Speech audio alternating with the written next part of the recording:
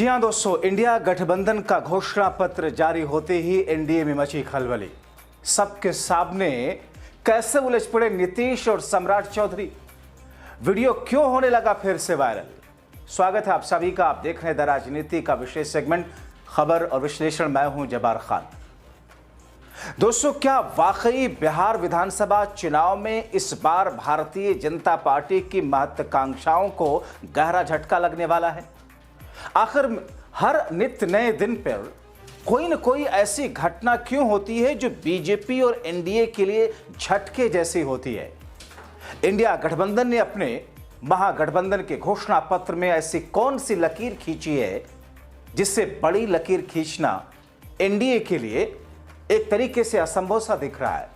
तो दूसरी तरफ नीतीश और सम्राट चौधरी के उलझने का वीडियो जनता के बीच में कैसे वायरल होने लगा, विस्तार से दोस्तों आपको सब कुछ बताते हैं। दोस्तों, 28 अक्टूबर की शाम होते होते बिहार में इंडिया गठबंधन का घोषणा पत्र जारी कर दिया गया। दोस्तों, बिहार में एनडीए के तमाम सहयोगी दलों से लेकर के दिल्ली में बैठे हुए मोदी और शाह टेलीविजन के सामने टकटकी बांधे देख रहे थे कि आखिर इंडिया गठबंधन अपने घोषणा पत्र में बिहार में क्या क्या ऐलान करता है। मगर इसी बीच में घोषणा पत्र बिहार में महागठबंधन के आते ही बीजेपी और चरण चुंबक मीडिया बौखलाए हुए नजर आए। बिहार में ना एनडीए का सीएम का चेहरा तय है, ना घोषणा पत्र की तैयारी पूरी है। मगर राहुल गांधी पर सवाल उठाते उठाते कैसे जुबान फिसलने लगी आपको दिखा रहे वीडियो के जरिए। लेकिन इन तमाम चीजों के बीच में क्या मोदी कभी किसी राज्य की घोषणा पत्र जारी होते हुए कार्यक्रम में शामिल हुए हैं? सवाल उठने लगे। क्या बिहार के घोषणा पत्र में रहेंगे? क्या मोदी एनडीए के घोषणा पत्र जारी करेंगे और नीतीश को सीएम घोषित करेंगे? यह और ज्यादा प्रेशर सामने आ गया। जब अपने ही घर में गड़बड़ है तो फिर दूसरों पर सवाल क्यों? लोग ये भी सोशल मीडिया पर लिखने लगे। यकीन ना आए तो फिर नीतीश कुमार की जुबानी सुन लीजिए। और आदरणीय नरेंद्र मोदी जी फिर मुख्यमंत्री बने, देश का विकास हो, बिहार का विकास हो, सब कुछ हो। नरेंद्र मोदी प्रधानमंत्री तो है ही है। दोस्तों, इस बीच में नीतीश और बीजेपी के हफेडेविट वाले सम्राट चौधरी के उलझने का एक वीडियो सोशल मीडिया पर तेजी से वायरल होने लगा। यानी कि एक तरफ इंडिया गठबंधन ने अपने घोषणा पत्र के जरिए जो कुछ चीजें बिहार के लोगों को दी, मैं आपको विस्तार से बताता हूं कि क्या कुछ ऐलान किया गया। मगर दिल्ली में बैठे हुए मोदी और शाह के माथे पर चिंता की लकीरें कैसे आई? मगर नीतीश और सम्राट जो कहते हैं कि मैं 9वीं 10वीं पास हूं या फेल हूं, मैंने हफेडेविट कर दिया, दोनों के वो वीडियो एक बार फिर से सोशल मीडिया पर तेजी से वायरल होने लगे। अब ऐसे में लोग देख करके कहने लगे कि साहब ये तो दोनों ही पलटने में एक दूसरे से माहिर और बड़े खिलाड़ी निकले। वायरल वीडियो एक बार फिर से देख लीजिए, यकीन ना आए तो। आपके लिए तो बोलना जरूरी है ना। हो चुका। आप पहले थे कहां? आरजेडी में, उस पर कहा थे जेडी, अब हो गए आप बीजेपी में, तो आपको तो बोलना ही है। कोई पार्टी बदला क्या? कार्यवाही में नहीं आया। कब कहां आप चले जाइएगा किसी को पता है? आपके झूठ के बुलंदे को हम लोग नहीं सुन सकते। दोस्तों, उधर इंडिया गठबंधन का घोषणा पत्र जारी जिसमें कर दिया गया, जिसमें मोदी नीतीश के सामने एक लाइन खींच दी गई कि क्या मोदी नीतीश उस लाइन को क्रॉस कर पाएंगे? क्या उससे बड़ी लाइन खींच पाएंगे? मगर इंडिया गठबंधन के घोषणा पत्र जारी होने पर तेजस्वी क्या कहते हैं, सबसे पहले वो सुन लीजिए। हम लोगों का प्रण है कि बिहार को नंबर 1 कैसे बनाए। ये दलों और दिलों का संकल्प और प्रण है। एक एक घोषणा दिल से लिया हुआ प्रण है। अपने प्रण को प्राण झोंक करके भी हम लोगों को अगर पूरा करना पड़े तो अपने प्रण को हम लोग जो है पूरा करेंगे। आप सब लोगों को कहना चाहते हैं कि जब भी कोई बिहारी ठान लेता है तो उसको पूरा करता है। और हम सब लोग नौजवान हैं, नए सोच के हैं, बिहारी हैं और बिहार को अव्वल राज्यों में हम देखना चाहते हैं, विकसित बिहार देखना चाहते हैं। कुछ बाहरी शक्तियां जो हैं, बाहर के जो लोग हैं, बिहार को उपनिवेश बनाना चाहते हैं। जो कि हम लोग हरगिज होने नहीं देंगे। तो दोस्तों, क्या है इस घोषणा पत्र में महागठबंधन के? वैसे तो इस घोषणा पत्र में बहुत कुछ है, मगर उनमें से कुछ खास बिंदुओं को आपके सामने लेकर के मैं आया हूं। नंबर 1, इंडिया गठबंधन की सरकार बनते ही 20 दिनों के अंदर प्रदेश के हर परिवार के एक सदस्य को सरकारी नौकरी दी जाएगी, जिसका अधिनियम लाया जाएगा। युवकों को नौकरी देने के अपने संकल्प पर अमल करते हुए 20 महीने में शीघ्र नौकरी प्रदान करने की प्रक्रिया शुरू कर दी जाएगी।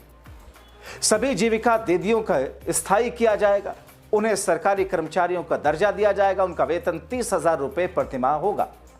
जीविका दीदियों के द्वारा लिए गए ऋण पर ब्याज माफ किया जाएगा। 2 वर्ष तक बिना ब्याज का ऋण प्रदान किया जाएगा। जीविका केंद्र की दीदियों को उनके कार्य के निष्पादन के लिए हर महीने 2,000 रुपए भत्ता दिया जाएगा।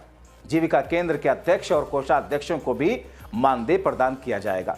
नंबर 5, सभी संविदा कर्मियों और आउटसोर्सिंग पर कार्यरत कर्मचारियों को स्थायी किया जाएगा। दोस्तों, IT park, special economic zone, dairy waste industries, agro waste industries, स्वास्थ्य सेवा, कृषि उद्योग, फूड प्रोसेसिंग, नवीनीकरणीय ऊर्जा, लॉजिस्टिक, टेलीकम्युनिकेशन, पर्यटन क्षेत्रों में कौशल आधारित रोजगार का सृजन होगा।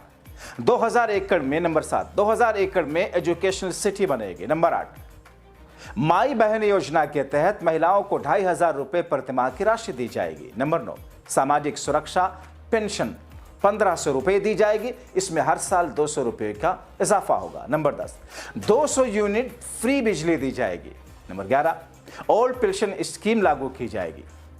तो दोस्तों, वैसे तो करीबन 25 से 30 बिंदु इस पूरे घोषणा पत्र के प्रमुख बिंदु थे, लेकिन उनमें से 11 बिंदुओं के जरिए आप समझ सकते हैं कि बिहार में महागठबंधन के इस घोषणा पत्र में किस तौर पर सभी वर्ग के लोगों को कवर न सिर्फ किया गया, बल्कि उन लोगों को जिनको सबसे ज्यादा सरकार से उन चीजों पर जरूरत थी जिसे पूरा करना था, उसे पूरा किया गया। दोस्तों, महागठबंधन के इस घोषणा पत्र जारी करने के दौरान आपने देखा मंच पर तेजस्वी है, सहयोगी दल के नेता रहे, वीआईपी से मुकेश सहनी रहे, कांग्रेस से मदन मोहन झा रहे, दूसरे और कांग्रेस के नेता रहे, आईपी से आईपी गुप्ता, माले से संदीपाकर भट्टाचार्य, सीपीआई से राम नरेश पांडे मंच पर मौजूदगी देखी गई। और इस मौके पर दोस्तों, जब घोषणा पत्र जारी हुआ तो कांग्रेस पार्टी की तरफ से क्या कहा गया वो भी आप सुन लीजिए। आपने देखा कि महागठबंधन ने सबसे पहले मुख्यमंत्री उम्मीदवार घोषित किया। महागठबंधन ने ही सबसे पहले अपना ये प्रण, जिसको घोषणा पत्र कहा जाता है, कुछ लोग इसको जुमला मानते हैं, उधर वाले लोग, उनका जो जुमला होता है वो प्रण भी हमने सबसे पहले आज रिलीज किया है। तो आप इससे समझ जाइएगा कि कौन बिहार को लेकर गंभीर है, कौन बिहार के विषय में दिन रात सोच रहा है।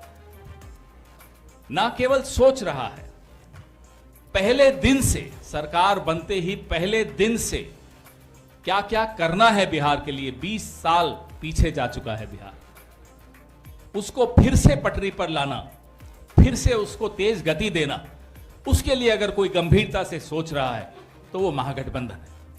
मैं महागठबंधन के तमाम साथियों को, हमारे भाई तेजस्वी जी को, सबको बधाई देता हूं और ये मैनिफेस्टो कमेटी को बधाई देता हूं कि उन्होंने बहुत कम समय में सबसे चर्चा करके, हर वर्ग से चर्चा करके, सबका ध्यान रखते हुए ऐसे मुद्दे इसमें शामिल किए हैं जो मुद्दे बिहार के हर एक व्यक्ति की जिंदगी से जुड़े हुए हैं। ज्यादा समय नहीं लूंगा क्योंकि सबके पास समय कम है, सब कैंपेन कर रहे हैं। आज जो ये प्रण है, बिहार इसका इंतजार कर रहा था और एक बहुत पावन दिन के दिन, छठ का पर्व आज ही समाप्त हो रहा है, बहुत पावन दिन है जिसमें ये प्रण हम आज आपके सामने रिलीज कर रहे हैं। धन्यवाद। जय हिंद, जय बिहार। तो फिर ऐसी स्थिति में दोस्तों, इस वक्त जब आपके सामने हो, अभी खबर ये आ रही है कि 30 तारीख को, यानी कि 2 दिन के बाद में एनडीए का भी घोषणा पत्र आ रहा है। उसमें मोदी वो कौन से एक्स्ट्रा चीज डलवाएंगे जो कि इंडिया गठबंधन के घोषणा पत्र में नहीं है, या फिर मोदी उसी मंच से नीतीश कुमार को मुख्यमंत्री के लिए उनके नाम का ऐलान कर देंगे, या फिर मोदी क्या उस घोषणा पत्र के उस कार्यक्रम में शामिल होंगे। वैसे दोस्तों, मोदी बिहार भी पहुंच रहे हैं। क्या कहेंगे इन तमाम चीजों को लेकर के अपनी राय कमेंट बॉक्स में जरूर लिखें। अभी के लिए इतना ही। अंत तक वीडियो देखने के लिए शुक्रिया।